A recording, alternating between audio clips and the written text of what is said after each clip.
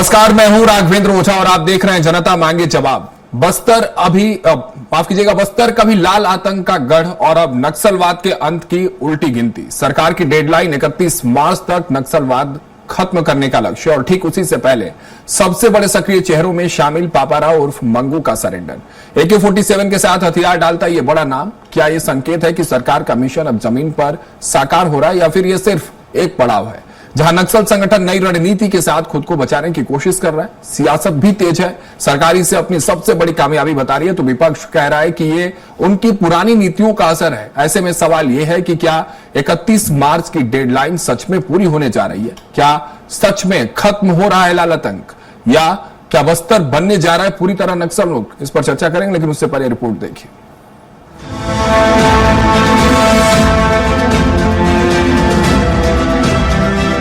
बस्तर जो कभी नक्सल हिंसा का गढ़ माना जाता था, अब उसी बस्तर से नक्सलवाद के अंत की तस्वीर सामने आ रही है। सुकमा का रहने वाला 56 साल का कुख्यात नक्सली पापाराव, जिसके नाम पर कई बड़ी वारदातें दर्ज हैं, जिसके पास AK-47 जैसे घातक हथियार थे, जिसे बस्तर के जंगलों की पूरी जानकारी थी, अब वही पापाराव अपने साथियों के साथ सरेंडर कर रहा है। बताया जा रहा है कि वह DKZCM का मेंबर था, पश्चिम बस्तर डिवीजन कमेटी का इंचार्ज और दक्षिण सब जोनल ब्यूरो का सदस्य था, यानी संगठन का बड़ा चेहरा। बात करें पिछले 1 साल की तो सुरक्षा बलों ने नक्सल संगठन की कमर तोड़ दी। माडवी, हिडमा, बसव राजू जैसे बड़े नाम खत्म हुए तो भूपति, रूपेश जैसे कई बड़े चेहरों ने हथियार डाल दिए। अब पापाराव का सरेंडर इस बात का संकेत माना जा रहा है कि बस्तर में सशस्त्र नक्सलवाद अपने आखिरी दौर में है। हालांकि अभी भी मिशिर बेसरा और गणपति जैसे नाम बाकी बताए जा रहे हैं। किसी भी आतंक को खत्म करने के लिए नीति और नियत दोनों की आवश्यकता होती है और यही बात है कि मुख्यमंत्री विष्णुदेव साय भी ये दोहरा रहे हैं। उनका कहना है कि PM और गृह मंत्री के संकल्प से नक्सलवाद खत्म हो रहा है। जिसे सबको मालूम है कि माननीय प्रधानमंत्री जी और माननीय गृह मंत्री जी की दृढ़ इच्छा शक्ति और माननीय गृह मंत्री जी जो डेडलाइन तय किए हैं 31 मार्च का, वो बहुत नजदीक है और इसलिए पापाराव सरेंडर कर रहे हैं तो अच्छी बात है। वहीं कांग्रेस नेता सुशील आनंद शुक्ला दावा कर रहे हैं कि ये सब पिछली सरकार की नीतियों का परिणाम है। नक्सली नेता पापाराव सरेंडर करने वाले हैं, तो ये स्थितियां क्यों बनी है, इस पर विमर्श करना चाहिए। पिछले 5 साल पहले जब कांग्रेस की सरकार थी तो कांग्रेस की सरकार ने जो विश्वास, विकास और सुरक्षा का मूल मंत्र लेके एक योजना बनाया था नक्सलवाद से निपटने के लिए, आज ये उसी के परिणाम है। डिप्टी CM विजय शर्मा का कहना है कि अब छत्तीसगढ़ में सशस्त्र नक्सल आंदोलन लगभग खत्म हो चुका है। पापाराव वो अपनी पूरी टीम के साथ आज पुनर्वास करने वाला है, तो वो पुनर्वास उसका हो जाएगा तो तकनीकी तौर पर हम स्पष्ट रूप से कह पाएंगे अब छत्तीसगढ़ की सीमा प्रांत में इस लेवल का, DKZC लेवल का या उससे भी नीचे लेवल का कोई नक्सली अब नहीं है। पार्टी मेंबर लेवल के या एरिया कमेटी लेवल के जो मेंबर्स हैं नीचे, वो कहीं ना कहीं सेटल हैं, दम का रखा सामान वो कहीं जुड़ गए सबके साथ, और सशस्त्र अब वो नहीं। बहरहाल बस्तर में नक्सलवाद के अंत की तस्वीर तेजी से साफ होती दिख रही है। कुख्यात नक्सली पापाराव के सरेंडर ने इस लड़ाई को निर्णायक मोड़ दे दिया है। सरकार इससे अपनी रणनीति की सफलता बता रही है तो विपक्ष इससे अपनी नीतियों का परिणाम मान रहा है। सवाल यही है, क्या बस्तर सच में नक्सल मुक्त हो गया या सियासी जंग अभी बाकी है? जवाब वक्त देगा, लेकिन फिलहाल बस्तर से आती ये तस्वीर बदलाव की कहानी जरूर बयां कर रही है। स्वराज एक्सप्रेस के लिए रायपुर से दिलीप साहू की रिपोर्ट। तो चलिए चर्चा करने के लिए सारे खास मेहमान हमारे साथ जुड़ चुके हैं, उनका परिचय करवा देता हूं। राजीव चक्रवर्ती जी भारतीय जनता पार्टी के प्रवक्ता हमारे साथ जुड़े हैं, अमित श्रीवास्तव जी कांग्रेस प्रवक्ता हमारे साथ जुड़े हैं, बाबूलाल शर्मा जी वरिष्ठ पत्रकार है हमारे साथ जुड़े हैं। आप तीनों का बहुत बहुत स्वागत है। राजीव जी, शुरुआत आपसे करता हूं। आपने कुछ नहीं किया, जो भी हो रहा है हमारी पुरानी नीतियों की वजह से हो रहा है। नक्सलवाद की तस्वीर हालांकि बदल रही है, ये बात कांग्रेस अब स्वीकारने लगी है, ये एक सुखद तस्वीर जरूर है। हालांकि पहले ये लोग कहते थे कि नैरेटिव सेट करने की कोशिश आप कर रहे हैं, लेकिन अब जो बात कह रहे हैं अमित श्रीवास्तव जी, इनकी जो पार्टी कह रही है कि इनकी पुरानी नीतियों और रणनीतियों के आधार पर तस्वीर बदल रही है। राजीव जी, शुरुआत आपसे कर रहा हूं। राघव जी, देखिए, नक्सलियों का सबसे ज्यादा जो विरोध होता था be for political party, press और पुलिस और जो पब्लिक एडमिनिस्ट्रेशन से जुड़े हुए लोग हैं। ठीक है, कांग्रेस अगर थोड़ा सा श्रेय लेने की कोशिश करती है तो हम उनको देते हैं और ठीक है, वो श्रेय लेते हैं तो धन्यवाद। लेकिन ये इतिहास में दर्ज रहेगा कि केंद्रीय गृह मंत्री जी ने डेडलाइन रखा था 31 मार्च 2026 और उसके बाद जिस प्रकार से उनको घेरा गया, जो जैसे हम इलाज करते हैं कैंसर का, रेडिएशन भी देते हैं और सर्जरी भी करते हैं, फिर मेडिसिन भी देते हैं, तो उसी प्रकार से ये जो लाल आतंक का अंत करने के लिए सभी प्रकार से पुनर्वास नीति अपनाई गई। उसके बाद उनसे बातचीत की गई और जो बात नहीं मान रहे थे, क्योंकि नक्सली मुख्यतः एक ही बात कहता है ना कि बुलेट में हमको भरोसा है, बटन पर भरोसा नहीं है। तो हमने कहा भैया आइए, बटन दबाइए, लोकतंत्र के चौखट पर खड़े हो जाइए, जैसे कांग्रेस है, भाजपा है। तो अब वो जो नहीं मानते थे उन्हें बुलेट खानी पड़ी और जो मान रहे थे वो बटन की ओर आ रहे हैं, लोकतंत्र की ओर वापसी है। ये बहुत सुखद है और देखिए इसके लिए बहुत शहादत हुई है। कांग्रेस पार्टी ने भी शहादत दी है, भाजपा ने भी शहादत दी है, भीमा मंडावी से लेकर तमाम लोग, तमाम नेता और जो पुलिस के लोग, जो हमारे जवान शहीद हुए हैं, सब लोगों को हम नमन करते हैं और वो सुखद भविष्य की ओर चलते हैं कि जहां जैसे हम सीमा पार आतंक को खत्म किए हैं और देश के अंदर चलित इस लाल आतंक के अंत की ओर हम चल पड़े हैं। ठीक है अमित जी, आपका रुक कर रहा हूं। ये तो कह रहे हैं कि ट्रीटमेंट किया इन्होंने प्रॉपर, जैसे कैंसर का इलाज होता है, एकदम सर्जरी वर्जरी की है प्रॉपर, उस टाइप के ट्रीटमेंट कर रहे हैं, उसका नतीजा। लेकिन आप कह रहे हैं कि नहीं भाई साहब, जो 5 साल पहले हमने जो आधार रखी थी उस पर तस्वीर बदल रही है। तो ये क्रेडिट की लड़ाई है या छत्तीसगढ़ की तस्वीर बदलने की लड़ाई इसमें कहा जाए? अमित जी देखिए राघव जी, सबसे पहले तो मैं बता दूं कि कुछ मुद्दे राजनीति से परे होते हैं, उसमें ये मुद्दा हम मानते हैं। कोई क्रेडिबिलिटी, कोई राजनीति कहते हैं ना, श्रेय का लड़ाई नहीं है ये। और मैं आपके माध्यम से कहना चाहता हूं कि देश के गृह मंत्री जी आए थे 2023 5 अप्रैल को और उन्होंने कहा था कि सभी सरकारें अच्छा काम करती हैं और ये राष्ट्रीय समस्या और हम सब मिलकर इसको खत्म करेंगे। ठीक है, मतलब उन्होंने भी माना था कि हमने भी अच्छा काम किया, सरकार अच्छा काम कर रही थी। 14 जिलों से जो जिलों तक हमने लाया था विकास, विश्वास और सुरक्षा को मापदंड मांग के, तो ये श्रेय की लड़ाई तो नहीं है, ये आपको बता दूं। और 3 करोड़ छत्तीसगढ़िया ये चाहते हैं कि ये लाल आतंक का जो साया है वो छत्तीसगढ़ से जाए और इसके लिए हमने भी प्रयास किया, आज भाजपा भी प्रयास कर रही है। लेकिन छत्तीसगढ़ में ये आज जो खबर आई कि कुख्यात नक्सली पापाराव सरेंडर कर रहे हैं अपने 17 साथियों के साथ, देखिए ये एक बड़ी उपलब्धि के रूप में भाजपा जरूर इसे पेश कर रही है। लेकिन सुरक्षित सवाल छत्तीसगढ़ के हैं कि क्या ये सरेंडर से, कुछ एनकाउंटर से क्या नक्सलवाद खत्म हो जाएगा? क्या ये केवल कहीं रणनीति बदलने का तो खेल नहीं है, संकेत नहीं है सर? और ये जमीनी सच्चाई क्या है? मुझे एक चीज कहना है राजू जी से। राजू जी विद्वान प्रवक्ता है, मेरे अभिन्न मित्र है।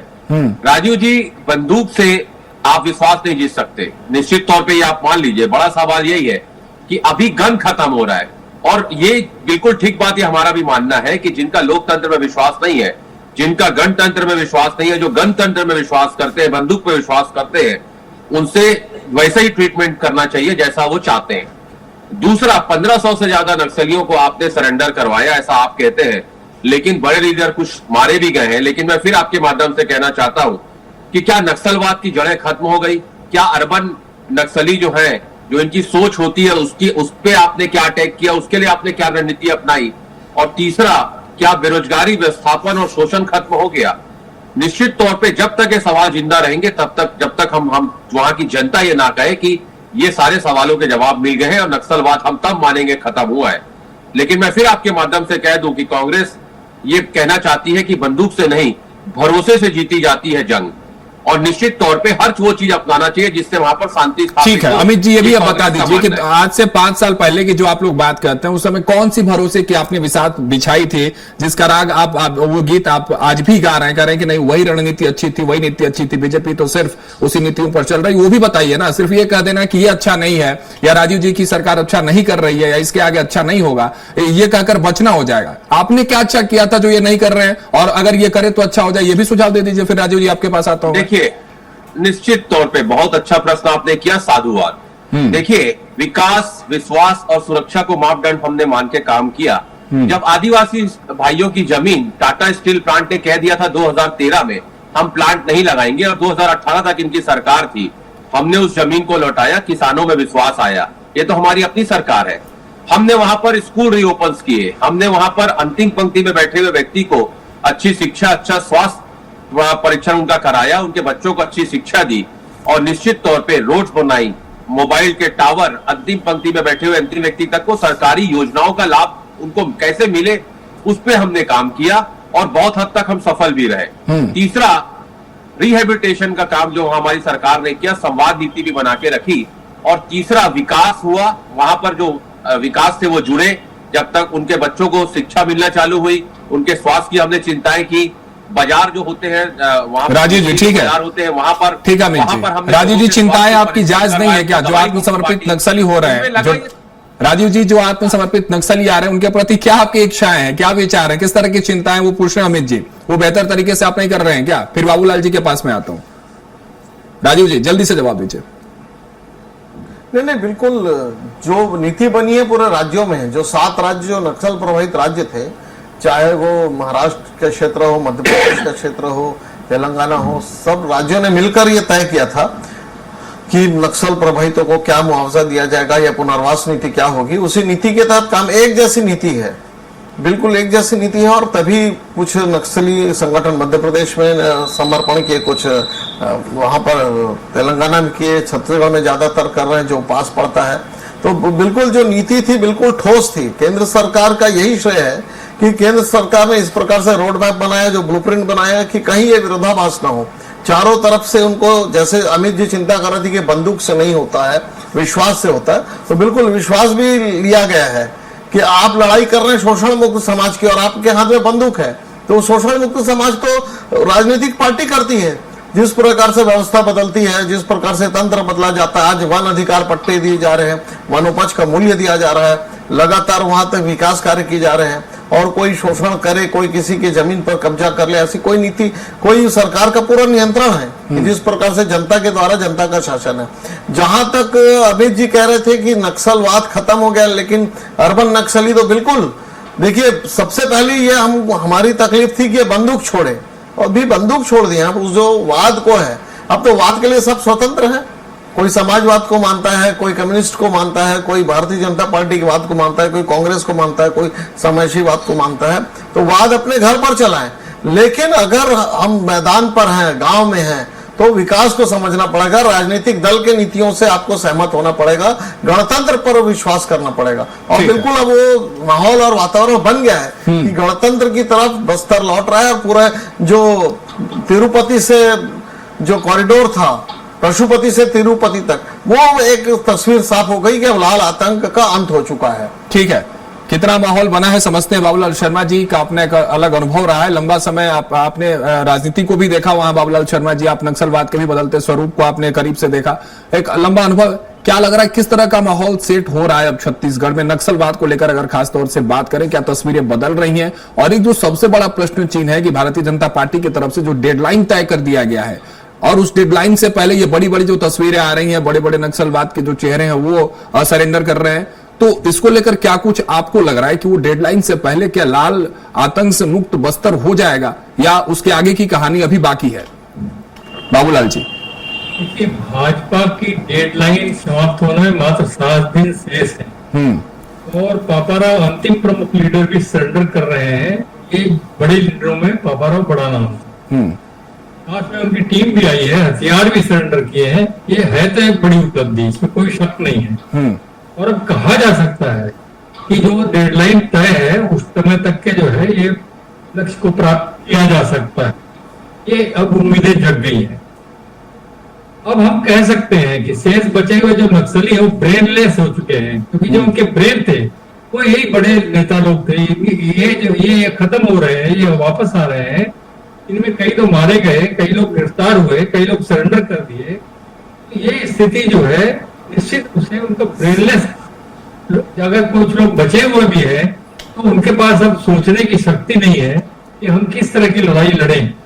एक चीज, दूसरी चीज ये है, पापाराव अब जो बचे हुए लोगों में सबसे बड़े लीडर थे वो भी सरेंडर कर रहे थे। इससे आप मान के चलिए कि अब दिशा निर्देश देने वाले जो है लीडर वहां उनके पास नेतृत्व के रूप में नहीं है। कुछ लोग हैं अभी भी, लेकिन वो क्या कर पाएंगे ये समय बताएगा।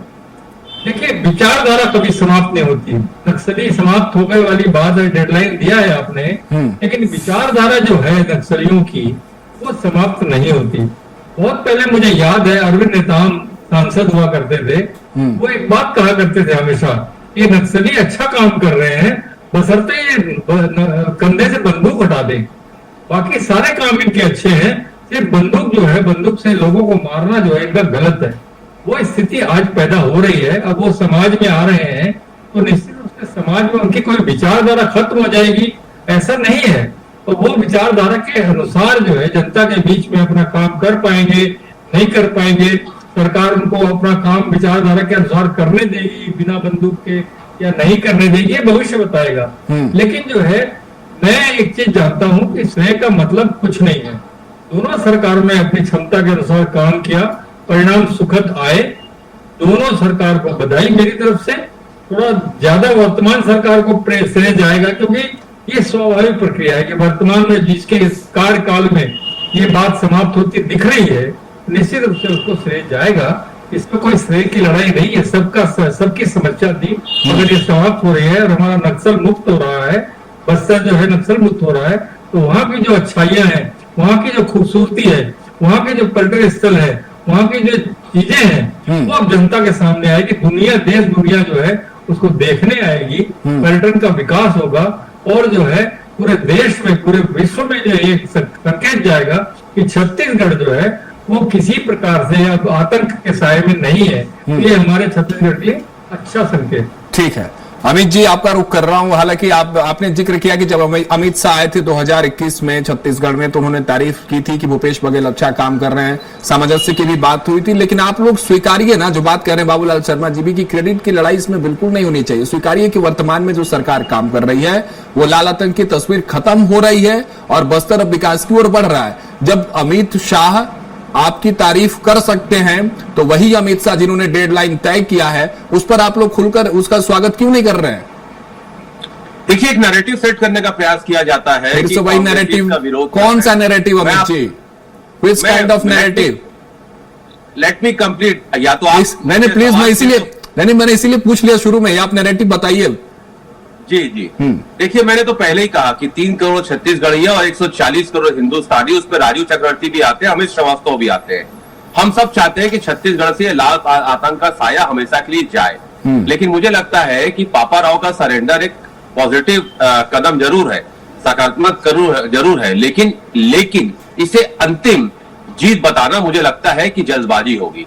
और जिस प्रकार से मैंने कहा ना कि कुछ सुलगते सवाल जरूर है जनता के, कि क्या वहां पर नक्सलवाद की जड़ें खत्म हुई है, जैसा अभी बाबूलाल भैया ने भी कहा, राजू जी ने भी माना कि अर्बन नक्सली जो होते हैं, हमें अब उन पे अटैक करना है। आज वो बंदूक जरूर छोड़ रहे हैं, लेकिन मैं फिर आपके माध्यम से कहना चाहता हूं कि क्या आज भी आदिवासी भाई खुद को वहां पर सुरक्षित और सम्मानित महसूस कर रहे हैं? और जब तक ये चीज वहां पर नहीं होगी, मुझे ऐसा लगता है तब तक नक्सलवाद पे खात्मा का जो दावा है वो अधूरा रहेगा। क्योंकि निश्चित तौर पे ये हमारा मानना है कि बंदूक जरूर शांत हो गई है, लेकिन आज भी असंतोष की आवाज अभी वहां पर बाकी है और उस पर हमें अब अटैक करना है, हम सबको मिलकर अटैक करना है। मैं आपके माध्यम से एक और चीज कहना चाहता हूं कि सरेंडर पर राजनीति नहीं, समाधान की नीति चाहिए।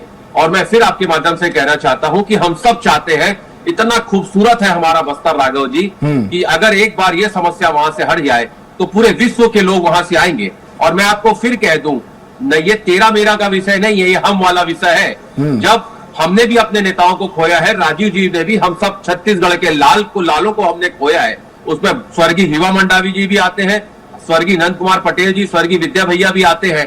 तो ये इनकी जो आइडियोलॉजी थी उस पर हमने अभी अटैक किया है और अब इनकी आइडियोलॉजी पे हमें अटैक करना है। निश्चित तौर पे मैं फिर कहना चाहता हूं कि आप अभी कह रहे थे कि तारीफ कर दीजिए, निश्चित तौर पे मैं आपके माध्यम से कहना चाहता हूं कि लगातार जो 1 सालों से जो कार्रवाइयां हुई है, चाहे फिर जिससे नक्सलियों की कमर टूटी, मंडावी हिडमा हो, बसव राजू हो, भूपति हो, रुपेश हो, ऐसे नक्सलियों ने जो हथियार डाले और अब पापा राव का सरेंडर। लेकिन मैं फिर कह रहा हूं कि it's too early to say anything right now, we have to wait for something. ठीक है राजीव जी, जल्दबाजी की बात कर रहे हैं। 31 मार्च से पहले ये कह देना कि नक्सलवाद खत्म, ये जल्दबाजी। और एक सवाल ये भी है कि क्या सिर्फ आत्मसमर्पण से नक्सलवाद खत्म हो जाएगा या उसके आगे की कहानी बाकी है, जो मैं बाबूलाल शर्मा जी से भी समझ रहा था? जी, बहुत अच्छा प्रश्न आज इस बहस पर रखा अमित जी ने कि एक तो मुझे वो पंक्ति आती कि शुभस्त शीघ्रम शीघ्रम शीघ्रम, एक शुभ आरंभ हो चुका है किसी काम का। तो देखिए, अगर और once beginning is behalf of success, एक अच्छी शुरुआत एक सफलता की पूरी कहानी और इबारत कह देती है। तो सफलता, जो सबसे बड़ी समस्या थी कि नक्सली हथियार छोड़े, वो लैंडमाइन हटाए। तो जो अभी आप देखेंगे कि पिछले 1 वर्षों में कोई लैंडमाइन अटैक नहीं हुआ, छुटमुट संघर्ष चल रहा है। और नक्सलियों को नए जो कैडर्स हैं वो गांव पे नहीं मिल रहे, गांव के लोगों ने विद्रोह कर दिया। तो सबसे बड़ी है जो विचारधारा वो थोपते थे गांव के युवक युवतियों के ऊपर, वो अब उनको नए कैडर नहीं मिल रहे। ये बहुत बड़ी सफलता है, जो अमित जी की चिंता थी, जो बाबूलाल जी की चिंता थी, और जो सबकी चिंता है। तो नए कैडर नहीं मिल रहे, पुराने लोग कब तक सरवाइव कर पाएंगे? उनको जो रसद आती थी, जो जंगल के जो अबूझ रास्ते थे, वहां से उनको हथियार आते थे, बारूद असला गोरा आता था, जो राशन आता था, अब वो उस चक्रवर्ती जी, नक्सलवाद सिर्फ बंदूक नहीं है। चक्रवर्ती जी, नक्सलवाद सिर्फ बंदूक नहीं, एक विचारधारा भी है। बंदूक तो छोड़ रहे हैं नक्सली, लेकिन उस विचारधारा पर अटैक आप किस तरह से करेंगे, उस पर फुल स्टॉप कैसे लगाएंगे, ये बड़ा सवाल होगा। ये बड़ी चुनौती होगी आपके लिए भी। विचारधारा देखिए, अगर वो समसामयिक रहती है तब तो विचारधारा रहती है। जेएनयू हॉस्टल में अखिल भारतीय विद्यार्थी परिषद भी है, एनएसयूआई भी है, आक्सा भी है, और नक्सलियों के समर्थक भी है, जो वहां पर नारे लगाते हैं कि भारत तेरी हार होगी, इंशाल्लाह इंशाल्लाह। वो रहेंगे, वो हथियार नहीं है, उनके पास किताब है, लेकिन वो बहुत चतुर लोग हैं। जहां पे उनको अपॉर्चुनिटी मिलेगी वो तुरंत अपना चोला बदल देंगे, और ऐसे लोग लंबे समय तक चलते नहीं है। बिल्कुल, ये जो इस बहस की जो चिंता है कि अर्बन नक्सलवाद, सो कॉल्ड जो पढ़े लिखे, जो अपने आप को विद्वान कहते हैं, वो जो इस प्रकार से विद्रोह करना चाहते हैं, तो बिल्कुल वो वर्ग बहुत चतुर वर्ग है, तो वो अब आगे नहीं आएंगे, और वो जो वर्ग है वो वहीं पर समाप्त हो जाएगा, वो मृतप्राय अवस्था में है। ठीक है, अमित जी गारंटी दे रहे हैं, चक्रवर्ती जी गारंटी दे रहे हैं कि उस पर फुल स्टॉप लगेगा, उस विचारधारा पर भी। ठीक है राजीव जी, आपकी बात आ गई। अमित जी, एक छोटा सा जवाब, फिर बाबूलाल जी आपके पास आता हूं। फुल स्टॉप उस विचारधारा पर भी लगाने की तैयारी सरकार कर रही है। अमित जी जी, कहते हैं ना, well began is half done. मैं शुभकामना देना चाहता हूं राजीव जी को कि हम चाहते हैं कि नक्सलवाद छत्तीसगढ़ से उसका खात्मा हो, लेकिन नक्सलवाद सिर्फ जंगल में बंदूक उठाने तक ही सीमित नहीं है राघव जी, ये समझना पड़ेगा। यह एक विचारधारा, असंतोष और सामाजिक आर्थिक असमानता से जुड़ा भी मुद्दा है, और हमें अब अटैक उस पर करना है। और मैं तो आपके माध्यम से कहना चाहता हूं, सरकार निश्चित तौर पे विपक्ष को भी साथ लेके काम करे, क्योंकि हम सब चाहते हैं, 140 करोड़ हिंदुस्तानी चाहते हैं कि ये लाल आतंक का साया यहां से समाप्त हो, और जिनका लोकतंत्र में विश्वास नहीं है, जिनका गणतंत्र में विश्वास नहीं है, जो गणतंत्र में विश्वास करते हैं, ठीक है, उनसे हर स्थिति से निपटने के लिए हम सरकार के साथ हैं। बाबूलाल शर्मा जी, क्या चुनौतियां हो सकती है? एक बड़ा सवाल यह भी है कि क्या आत्मसमर्पण से ही नक्सलवाद की तस्वीर समाप्त हो जाएगी, या और भी बड़ी चुनौतियां उस डेडलाइन के बाद भी सरकार के सामने आने वाली है? मैं बहुत पहले आपके चैनल में एक बार बैठा था, ऐसे ही नक्सल का विषय था, उसमें पूर्व आईजीपी बैठे थे। उन्होंने एक बात बताई थी अपनी चर्चा के दौरान में कि कुल 5 से 6 हजार कैडर जो है वहां नक्सलियों के हैं। अभी आपका जो फिगर आ रहा है, सरेंडर नक्सली 1500 और 5000 और समझ लीजिए आप गिरफ्तार हुए या मारे गए, तो अभी भी जो है काफी बड़ी संख्या में नक्सली अभी हैं जंगल में। उनका ब्रेनलेस हो गया वो अलग मुद्दा है, लेकिन उनके लिए कैसे क्या किया जाएगा? प्रश्न ये है कि क्या सारे हथियार अभी वापस आ गए, पुलिस के हाथ आ गए, सरकार के हाथ आ गए सारे हथियार जो नक्सलियों के पास थे, या अभी भी हैं?